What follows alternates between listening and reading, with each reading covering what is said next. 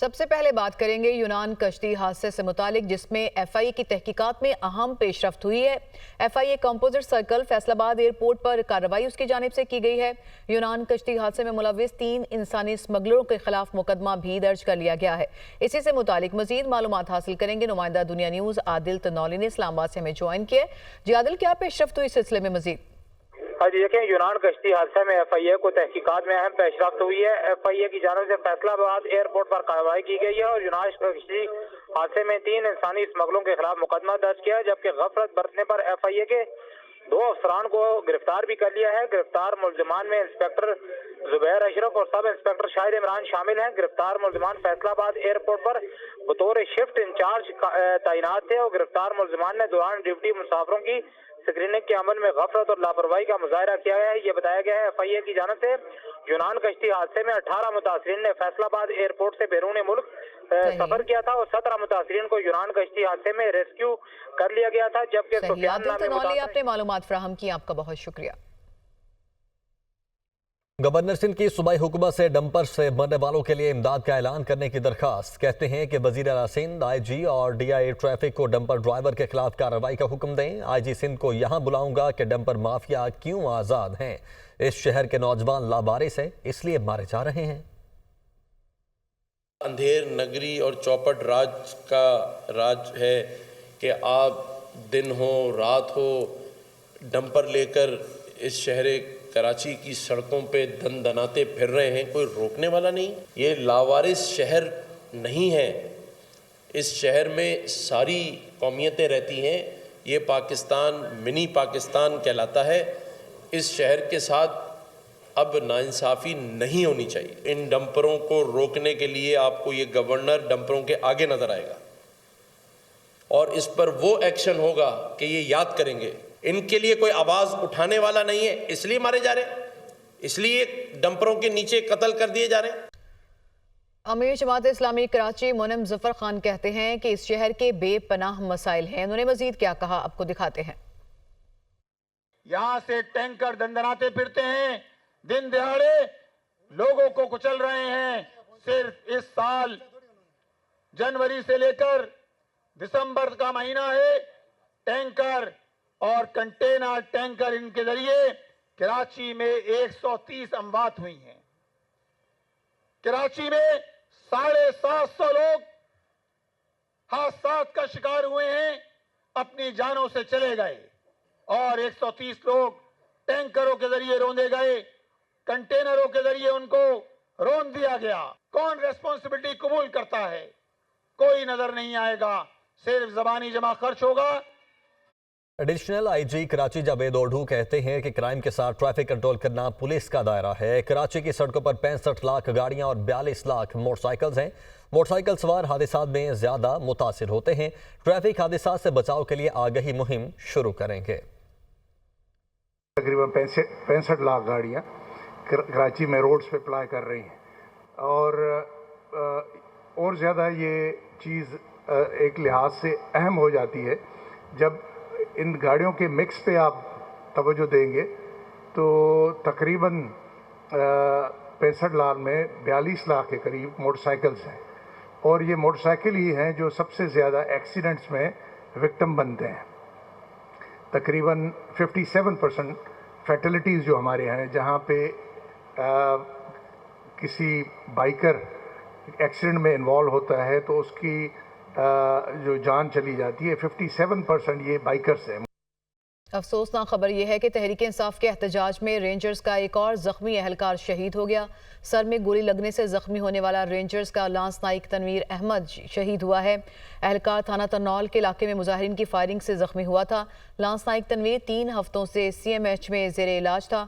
शहीद लांस नाइक तनवीर अहमद की नमाज जनाजा अदा कर दी गई है।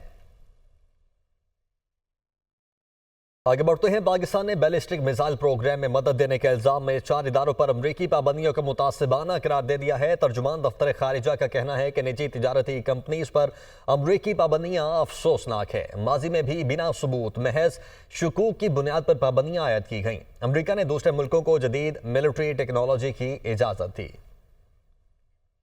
गजा में जंग बंदी खित्ते के अमन के लिए जरूरी है। गजा में इसराइली बर्बरियत की मुसम्मत करते हैं। इसराइल के बेदरीग मुजालिम गजा में तबाही मचाने के बाद अब मगरबी किनारे तक फैल चुके हैं और इसराइली मुजालिम से ऐसे आग भड़क रही है जो पूरे खित्ते को अपनी लपेट में ले सकती है। इसराइल की जानिब से अक़वाम मुत्तहिदा relief and works agency for फ़लस्तीन के खिलाफ कार्रवाई काबिल मुसम्मत है। पाकिस्तान जंगबंदी के हसूल के लिए तमाम बैनुल-अक़वामी सालिसी की कोशिशों की हिमायत करता है। वज़ीर-ए-आज़म शहबाज शरीफ का D8 समिट के मौके पर फ़लस्तीन और लेबनान की सूरत हाल पर खुसूसी इजलास से खिताब।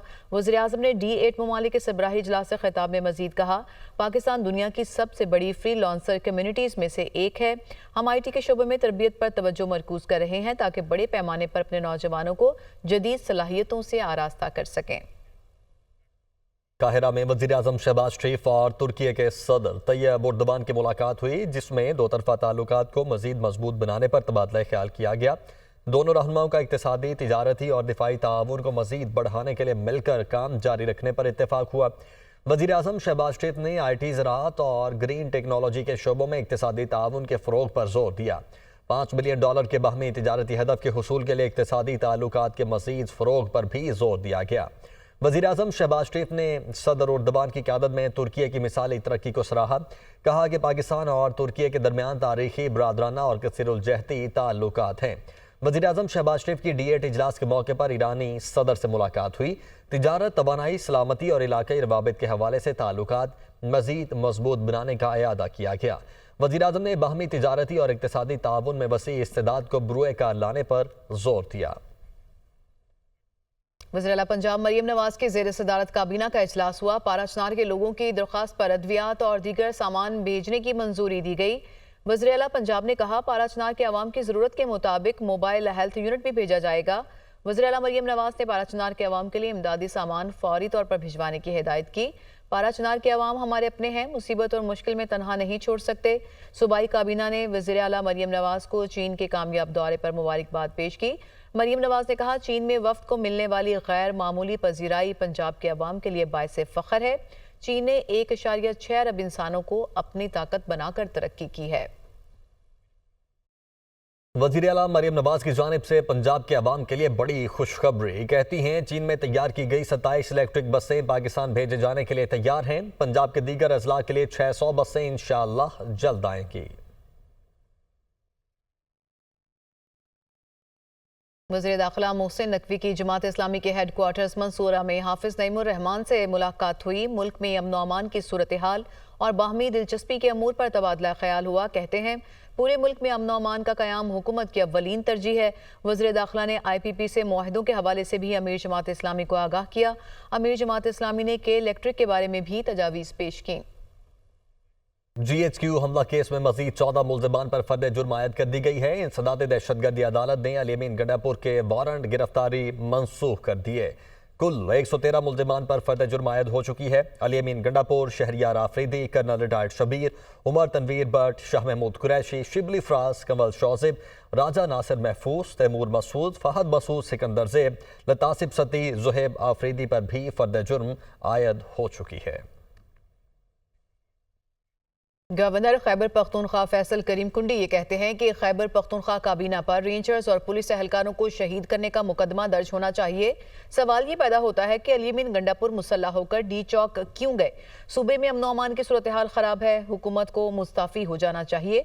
उन्होंने पेशावर में मीडिया से गुफ्तगू के दौरान मजीद कहा, खैबर पख्तूनख्वा में आग लगी है और हुकूमत ख्वाब खरगोश के मजे ले रही है। सूबाई हुकूमत क्या कर रही है, मरकज़ी हुकूमत क्या कर रही है, उनसे अगर आप अभी पूछेंगे वो बोले कहीं पे कैंप नहीं है, कुछ भी नहीं है। लेकिन वो लोग जो आज अपने घरों को छोड़कर IDPs बने हुए हैं, आज उनके साथ क्या ये जुल्म हमेशा पश्तूनों के साथ होगा?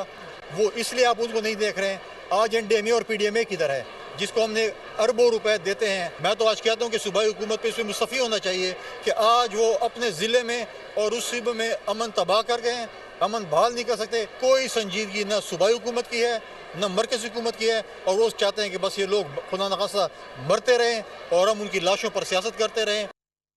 पेशावर में ग्रैंड डेमोक्रेटिक अलायंस के कायदीन पर मुश्तमिल वफ्द की वज़ीर आला हाउस आमद हुई। मुशीर इत्तलात बैरिस्टर मोहम्मद अली सैफ ने वफ्द का इस्तकबाल किया। वफ्द में साबिक सेनेटर सफदर अब्बासी, साबिक सेनेटर मोहम्मद अली दुरानी और दीगर शामिल हैं। वफ्द वज़ीर आला खैबर पख्तूनख्वा अली बिन गंडापुर से मुलाकात करेगा। मौजूदा मुल्की सियासी सूरत हाल पर तबादला ख्याल किया जाएगा। मुलाकात में अपोजिशन जमातों के इत्तेहाद से मुताल्लिक मामलात पर गुफ्तगू की जाएगी। तो पेशावर में ग्रैंड डेमोक्रेटिक अलायंस के कायदीन पर मुश्तमिल वफ्द की वज़ीर आला हाउस आमद। मुशरी इत्तलात बैरिस्टर मोहम्मद अली सैफ ने वफ्द का इस्तकबाल किया। मुस्लिम लीग नून के रहनुमा हनीफ अब्बासी ये कहते हैं कि पीटीआई वाले अब मुज़ाकरात की बात कर रहे हैं। मुज़ाकरात से पहले पीटीआई वाले अपने किए पर माफ़ी मांगे। पीटीआई वाले पहले कहते थे कि अमेरिका ने हमारी हुकूमत गिराई, अब दोबारा अमेरिका से मदद की अपील कर रहे हैं। मीडिया से गुफ्तगू करते हुए उनका मजीद कहना था कि पीटीआई गैर मुल्की ताकतों के साथ मिलकर मुल्क में अदम इस्तेहकाम चाहती है। मुज़ाकरात के बारे में आपको बता दिया है कि मुज़ाकरात का राग उन्होंने ही अलापना शुरू किया, उन्होंने ही कमेटी बनानी शुरू की। हमारी तरफ से तो ना उन्हें कहा गया कि आप आके हमारे साथ चाय पिएं, ना खाना खाएं।